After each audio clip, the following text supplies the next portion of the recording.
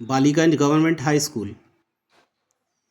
এক, সঠিক উত্তরটি নির্বাচন করে পূর্ণ বাক্যে উত্তর লেখো। 1-1 ভূত্বক ও গুরুমণ্ডলের মধ্যে আছে এ মোহরভিসিক বিযুক্তি রেখা। 2, ভূমিকম্পের কোন তরঙ্গ কঠিন তরল যে কোনো মাধ্যমের মধ্যে দিয়েই প্রবাহিত হতে পারে, এটাও পি তরঙ্গ। 3, কেন্দ্রমণ্ডলকে অন্য যে নামে চেনা যায় তা হলো বি নিফে। 4 নম্বর, ভিসুভিয়াস একটি সি সঞ্চয়জাত পর্বত। 5 নম্বর, একটি নিঃসারী আগ্নেয়শিলা হল ডি ব্যাসল্ট। 6, সার্কের সদর দপ্তর আছে বি কাঠমান্ডুতে।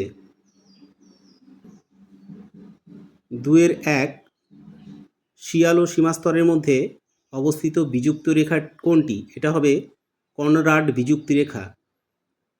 2, আলফ্রেড ওয়েগনারের প্রস্তাবিত তত্ত্বটির নাম লেখো। এটা হবে মহী সঞ্চরণ তত্ত্ব। 3, শ্রীলঙ্কার প্রধান নদীর নাম কি? এটা হবে মহাবলীগঙ্গা। 4, মায়ানমারে পাওয়া যায় এমন মূল্যবান রত্নটির নাম কি? এটা আগেই বলেছিলাম, পদ্মরাগমণি।